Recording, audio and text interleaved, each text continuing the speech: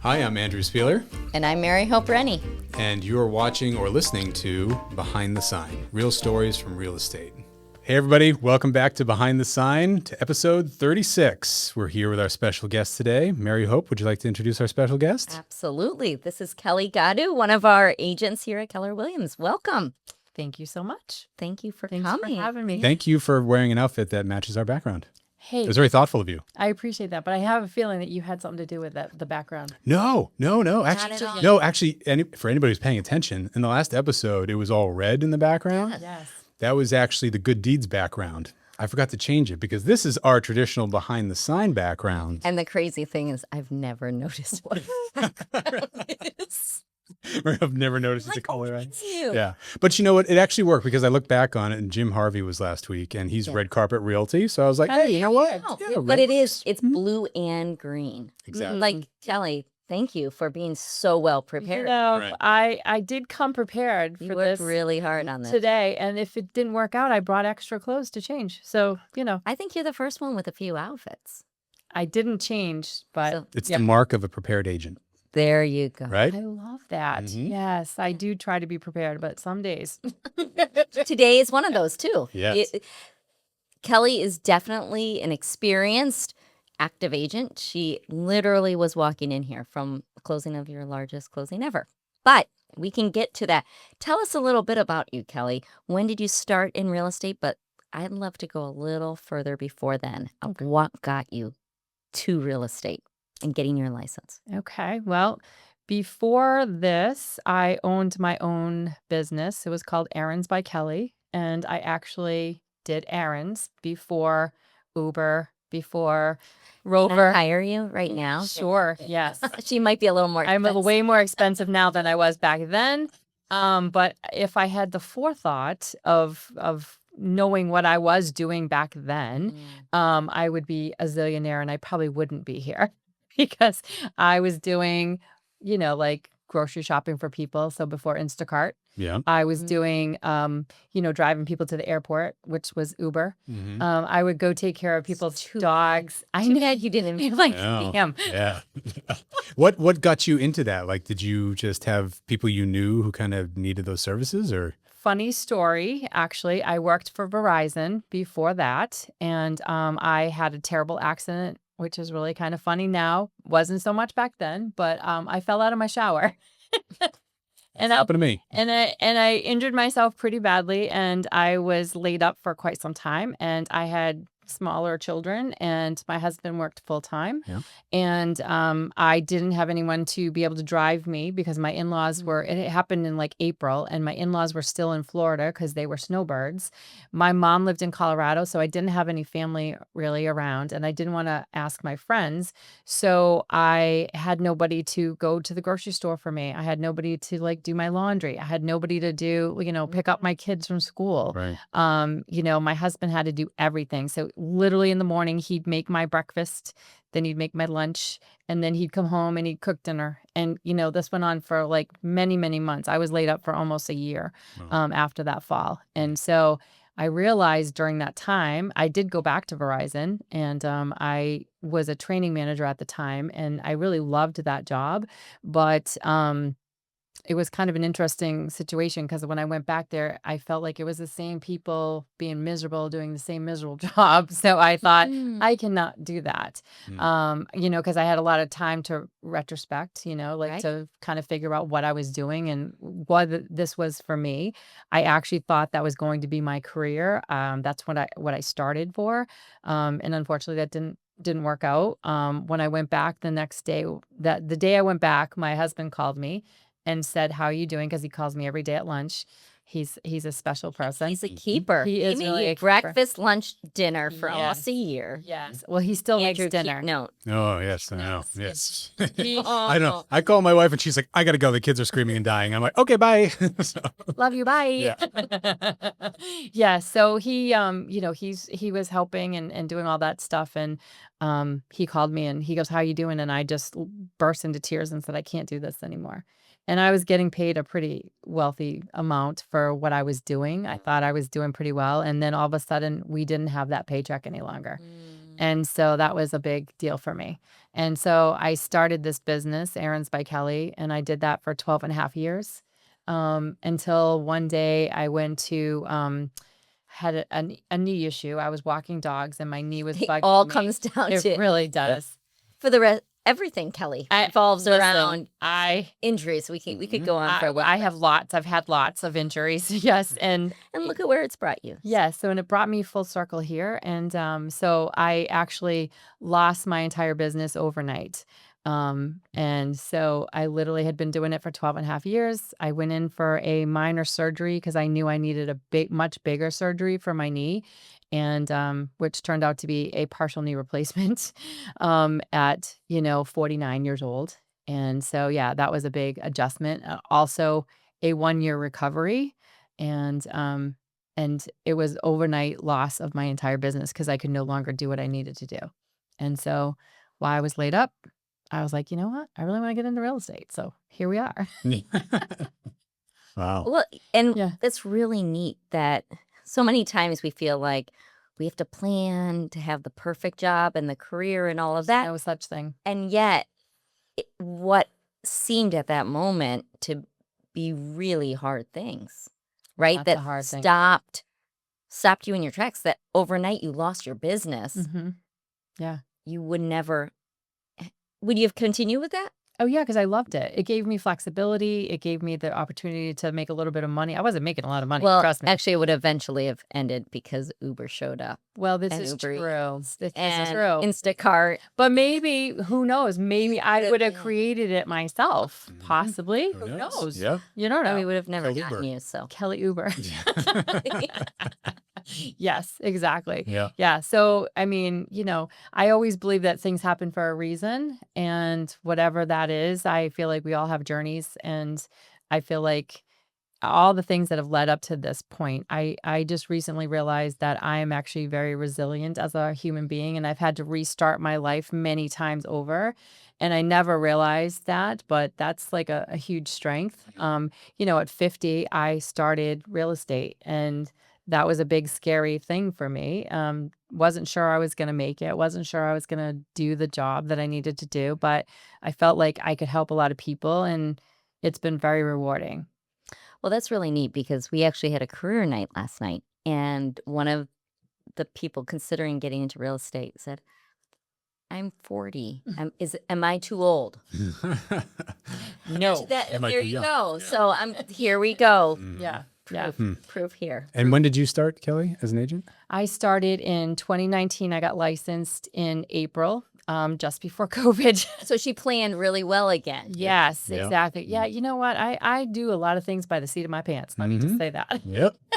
And so yeah, COVID came in. I started in May of 2019, and March of 2020, COVID hit, and I was literally a brand new agent. I had no idea. I had a sphere of influence, but I didn't really understand and do all that stuff. I had no idea. And I thought, oh my God, how am I going to do this? I don't think I'm ever going to sell a house. Mm-hmm. And I Have you wasn't. sold a house yet? I had sold. I think I had sold like 3 or 4 at that time. Okay, so yeah, you I had good. some business. okay? So let's actually start there. Pivot. Mm-hmm. May 2019, because a lot of people, that first few deals Mm-hmm. those are the hardest deals. They are definitely the hardest. So deals. where did you get your first few deals? So my very, very first Everybody deal. knows their first deal. Yeah, my very, very first deal was one of my girlfriends. She had gone through that whole 2008, 9, and 10 where she was upside down in her house. She lost her house. She was a neighbor. She ended up having to sell that house as a short sale. And she kind of had to rebuild herself until her and her husband could afford a new home. And so she was like, hey, I think I'm ready. And so she trusted me, which is a big deal. Mhm. And she trusted me, and she was my very first sale. And I've actually done 3 transactions with her Wow. over the 6 years I've been in the business. Yeah. Cool. That's really neat. Mm-hmm. So you really, even though you didn't really know what your sphere was, you were working your sphere. Yeah. Yeah. It's really funny because I think when you start in this business, depending on your age, I think, some people think, oh my God, if I'm in my 20s, I don't have a sphere of influence because all these young people are not ready to buy a house. And I always tell them, if I'm speaking to a young age and I say, listen, they have parents and they have grandparents, Right. you have a sphere, Yeah. regardless of whether you know that or not. You got to start working that, right? And so, yeah, my second deal was actually, I actually got a referral from an agent in the office because it's really huge to be in the office if you can be here. That was how I really started a lot of my business, was because I was here every day. And they gave me a referral, and it was my first listing, which was very scary. But I practiced with another agent before I did my listing presentation, and I went and I got it, and I've also done 3 deals with them. So over the 6 years. All Yeah. right, that's so. Not bad. So one was the first one has turned into how many transactions? 6, Yeah. and Yeah. then your second. 3. No, 3. 3. Oh, I 3. did Okay, 3 got it. on my And the first. second. You had already added those Yep. together. Got it. Yep. Right. I had done Total 3, between the 6. 2 first. Yeah. Wow. My first 2, I've done 6 deals over Yep. that time. Yeah. That's great. Mhm. That's Yeah. awesome. So you were an agent that showed up every day, Mhm. and then COVID hit. Yeah.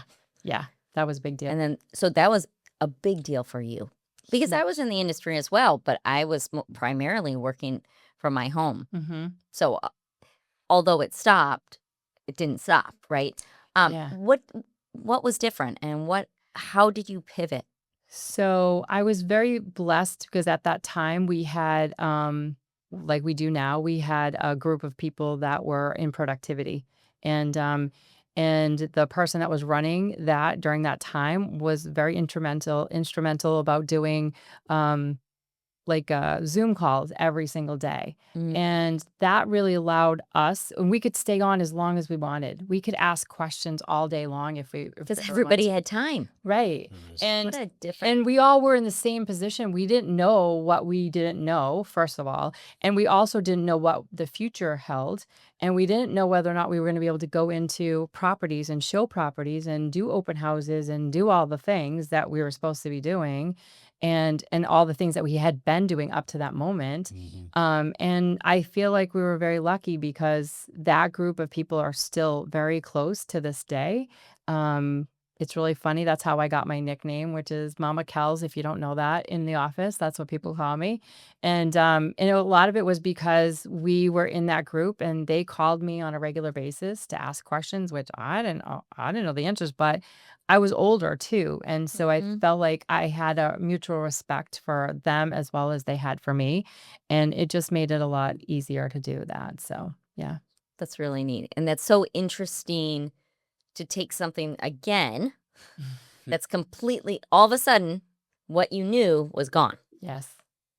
And then all of a sudden, not only did you change it, but you took advantage of it and showed up there, present. Along with you being very present. And of course, we slowly got back into the office, and you've become very involved in the office. What are some of the ways that you have become involved in the office, or ways that you see what is important in being a part of an office, right? Because you have your own business. Yeah. You're an independent contractor. Why socialize and be a part of another organization, right? That's going to take from a busy career. Sure. I think that for me, I'm always in that mindset of giving back. And so for me, it was easy for me to be able to do that in this office. One, because I feel that this office is very giving in itself, which makes it very simple for me to be able to do that. And I feel that being here makes a difference because you're building relationships. And that was another key point for when I started the business. I built relationships with other agents in the office, which brought me my teammates. I have 3 teammates, Lisa Skocky, Anne Marie Crichton, and Stacy Barry. And because of those relationships being here in the office, I never would have built those. We never would have become a team. And the other thing I do is next week I'm actually starting Coffee with Kelly on Tuesday mornings, which is going to be fun. Great pitch for that. Right. Hey, you got to do it. Right. And so starting at 8 o'clock in the morning, before morning mindset, we're going to start doing that just to kind of get people in to just sit down and have coffee. And guess what? I don't drink coffee, so that's pretty funny. Well, I have hot cocoa but here. I do. And Cocoa. But I do drink Diet Coke. do you drink Diet Coke in the morning? No. Okay. Phew. Well, Okay. So there are some Diet Coke drinkers that start first thing in the morning. it depends on what time I've woke up in the morning. Okay. I will just say, there are mornings that I do drink Diet Coke first thing in the morning. I'm not a coffee drinker, so I feel like it's not really any different. You drink coffee, I drink Diet Coke. It's not a big deal. Or cocoa. Or hot cocoa. I don't know why. What's Friday afternoon? I don't think you've ever had hot cocoa during it just hit you right. Yeah, if I had coffee right now, we'd be in trouble. Because you'd be off the wall. Like No, I wouldn't go to sleep tonight. So Yeah. I'd prefer sleeping tonight. Sleeping is important. Yeah. So yeah. So okay, so coffee with Kelly on Tuesday mornings. Yep. What are other things that you have become a part of and jumped into that really fill you up, but also give back? like you said? I am part of KW Charities, which is awesome. We give back to kids at risk youth in Manchester, Bedford, we're the local areas. So we do a huge fundraiser every year, which is coming up next week, the 19th. Okay, so 2 2 weeks. 2 weeks. Yeah. So 2 weeks. Well, once Ooh, this 2 weeks from airs, it will yesterday. be 1 week. Correct. Right, yeah. Exactly. And so this year we're doing dueling pianos, and it's a little different than what we've done in the past, which we're very excited about. What are dueling pianos? Oh You've my never gosh. been to a dueling I piano? feel like I've heard of it before, but I heard you guys talk, and I was like, right. Let me tell you about dueling pianos. Okay, so we're going to be in Derry at LaBelle's Winery. Yeah. And there's going to be 2 pianos side by side, Okay. and they're going to be dueling each other.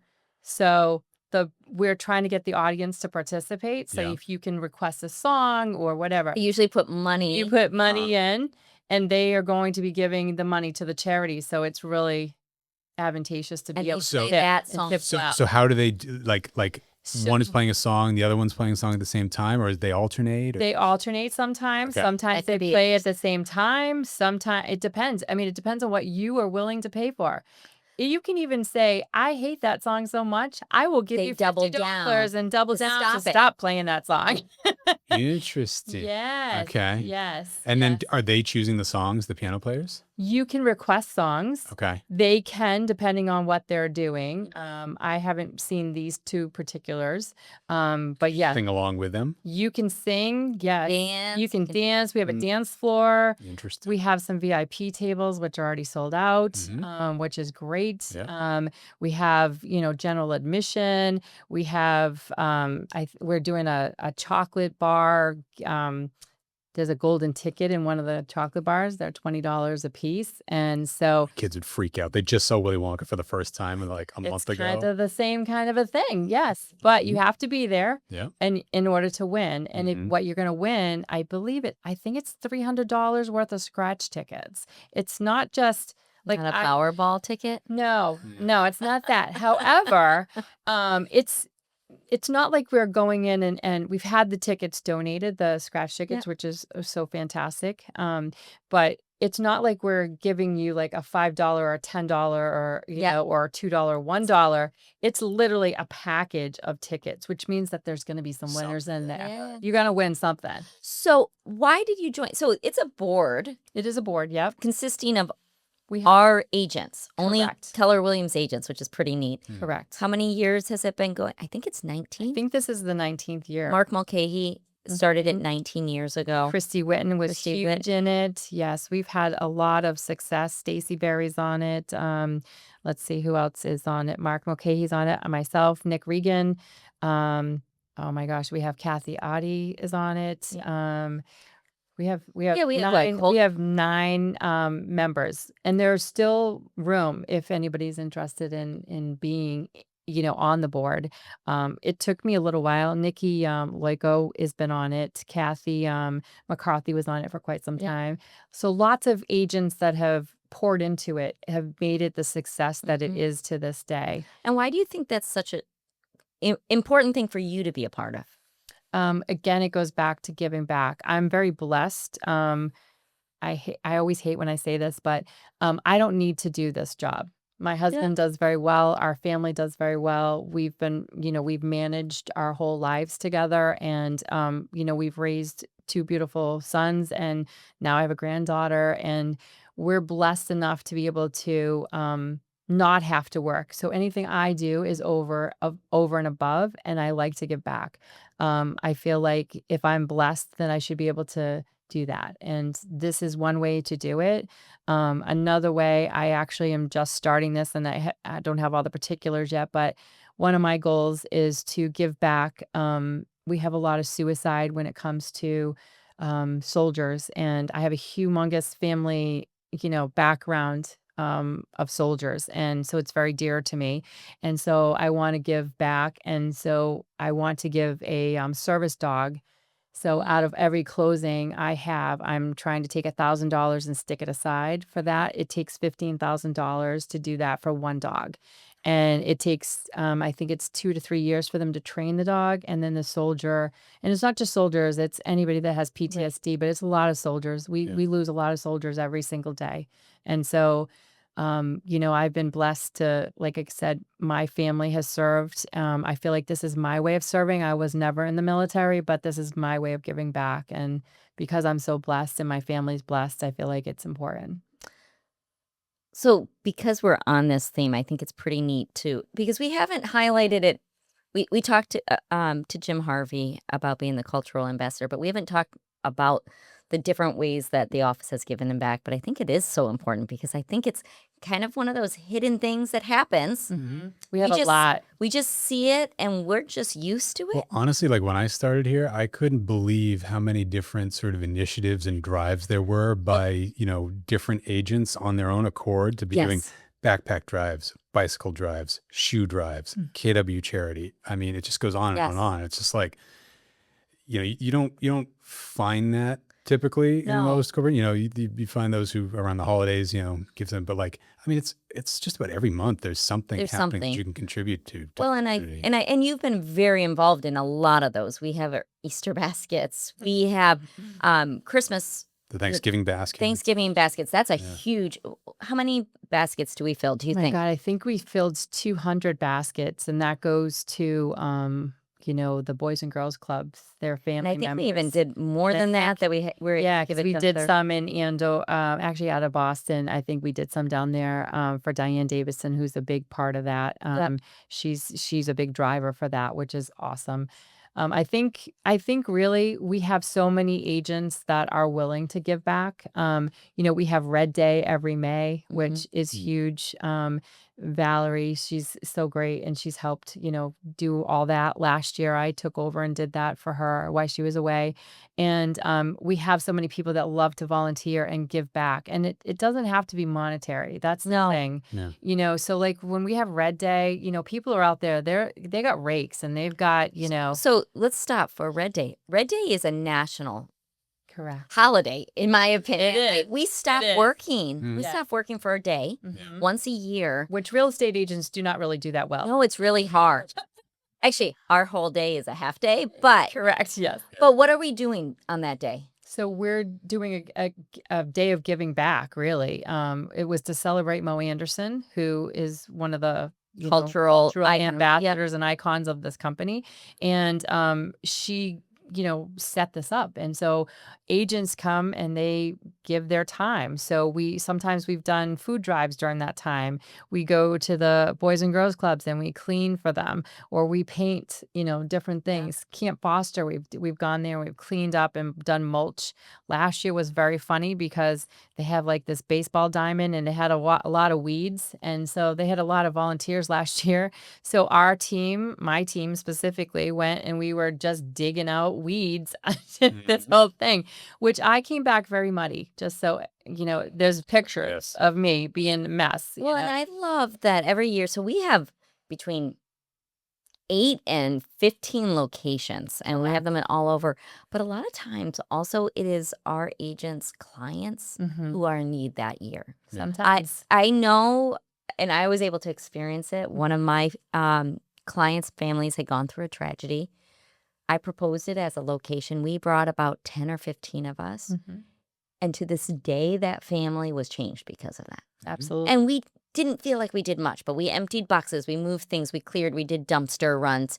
But just to physically serve with your coworkers, because like we said, we all own our own businesses. For people to give up their time and work together, I think in and of itself creates a different type of community.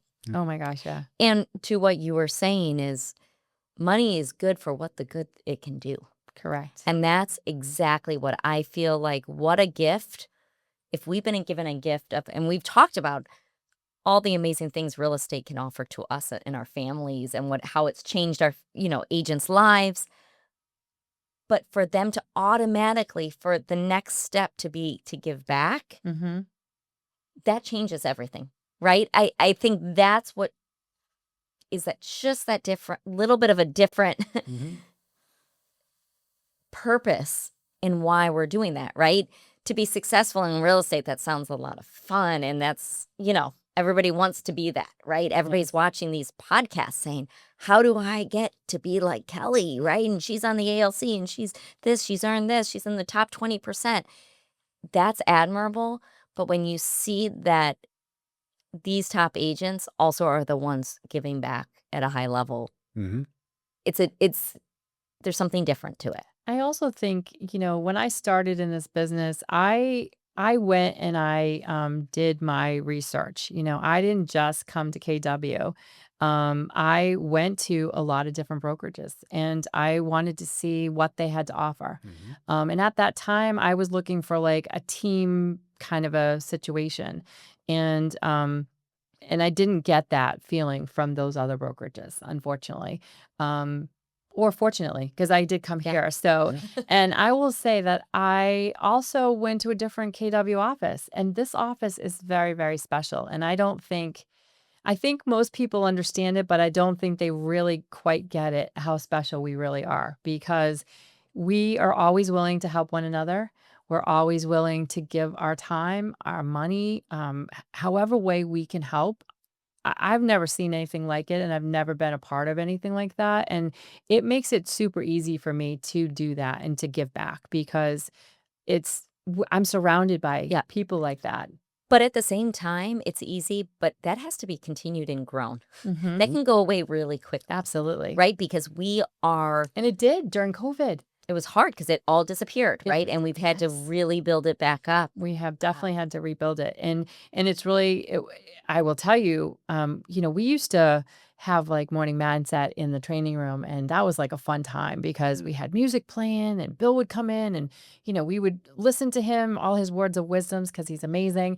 And then we would make calls and we'd have to report our numbers, and it was just a fun atmosphere. And then COVID hit and everything went out the door. Really, life as we knew it all went away. And so, it's been several years now, 4 years, I think, that we've been rebuilding.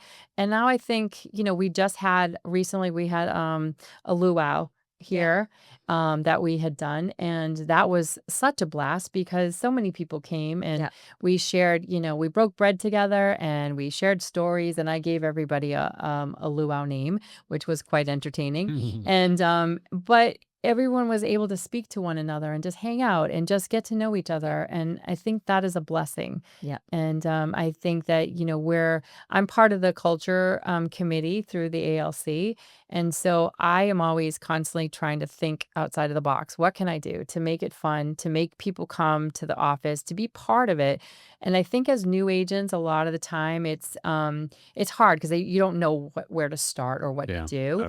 And I think, a seasoned agents, and I say seasons, not old agents, but seasoned agents like myself, we get into our own routines and the things that we need to do. And we get busy. And when you get busy, things tend to not, do things. You tend not to be able to do the things that you had done at the beginning. And so it's really important to put those things in your calendar, be part of the office, be part of this, organization, because I think we don't really realize how often we can make a difference in someone's life, even if it's just to make a phone call to check in on them.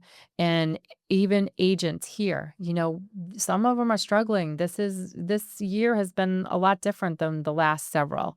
And so people are in different places, and it's important to check in on one another. Even if it's, I literally just made a phone call today. I had an agent that had started here and they left and they went to another brokerage.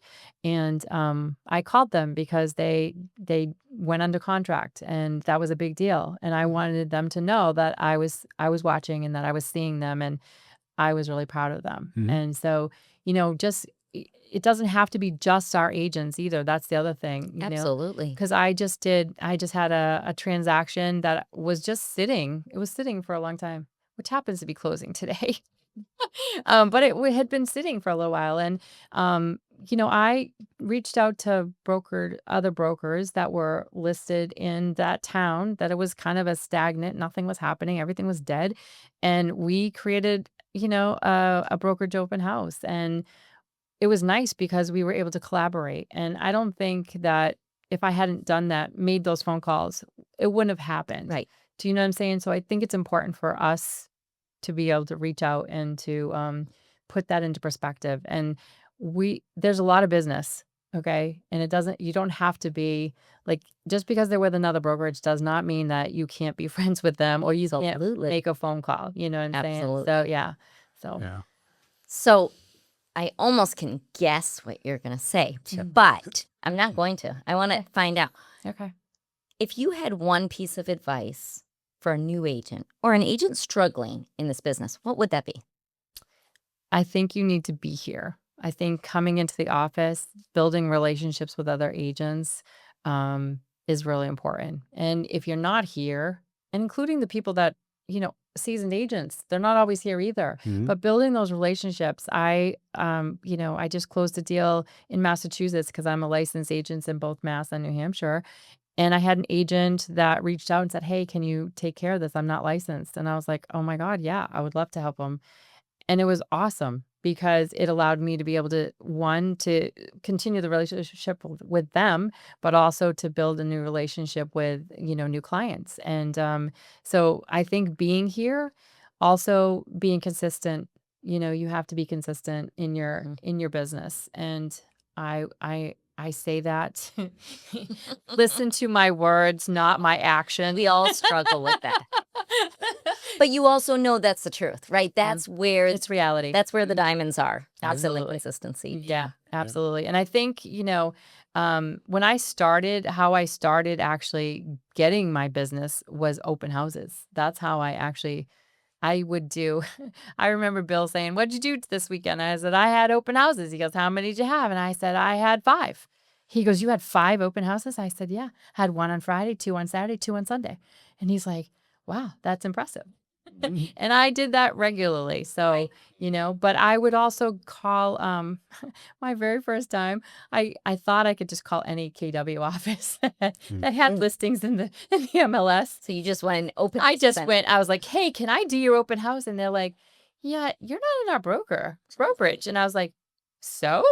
They're like, "Yeah, no, you can't do that." And I go, "Okay." So then I redid my thing and I looked at the MLS. And I was like, "Oh, well, that one's been sitting for a little bit. Let me call that agent. Do you want me to do an open house for you this weekend?" They're like, "Yeah, that'd be great." So that's really how my business a lot of my business started with open houses. So they do work. great. Yeah. Well, so Right. be present, be in the office, be in the houses for open houses, and Be give back to consistent. charity. Be consistent. Mhm. Give back. Yep. Give back. Yeah. Yeah. Give Yeah. back is key, I think. I think Be by consistent. Okay. Mhm. by doing that, I think that, everything comes full circle. And I think that, by you giving back your time, money, whatever, it will come back to you. I Great. agree. Well, that's a pretty good note to end on. So be consistent, give back. That'll be the title of the episode. Kelly, thanks for coming. He was thinking of it through. Yep. He was. Yep. It was like, Well, I've gotten you to know, the point now. Yes. It's like I gotta get these it's like, words. what are the sort of words? catch. Yeah, Yes, yeah, exactly. yeah. What are the catchphrases? Right, it's like what's the little kernel to? What do they say? I just was listening to a podcast earlier today, and they were talking about the what's the hook, I guess. Hook, You were looking for that, Yep. Yeah, Yeah. the hook for the title. Yeah, essentially. Yep.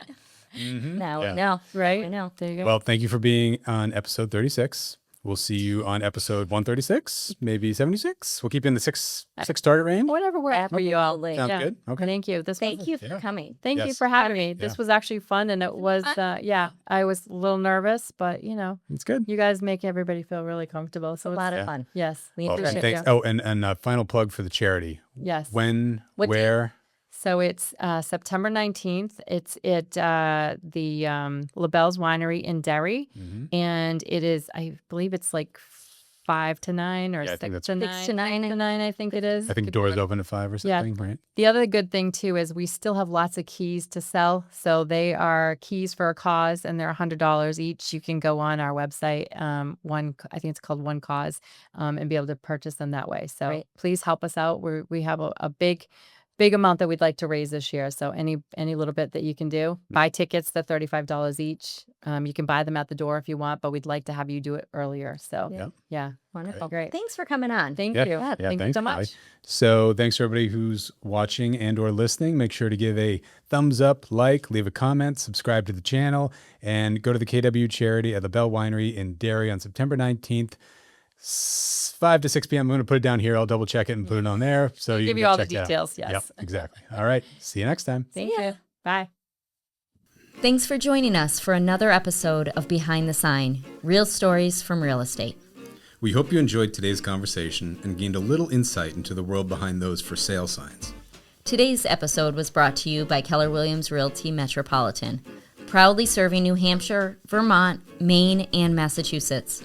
A special thank you to our agents, leadership, and partners at KW Metro for their continued support. And thanks to you, our amazing listeners and viewers. Be sure to like, share, and subscribe so you never miss an episode. Leave us a review or comment. We love hearing your feedback, and it helps more people discover the show. And if you have a real estate story you'd like to share or a question you want answered on a future episode, reach out to us at metro.kw.com or find us on Instagram, handle at KWMetroNH. Until next time, we'll see you Behind the Sign.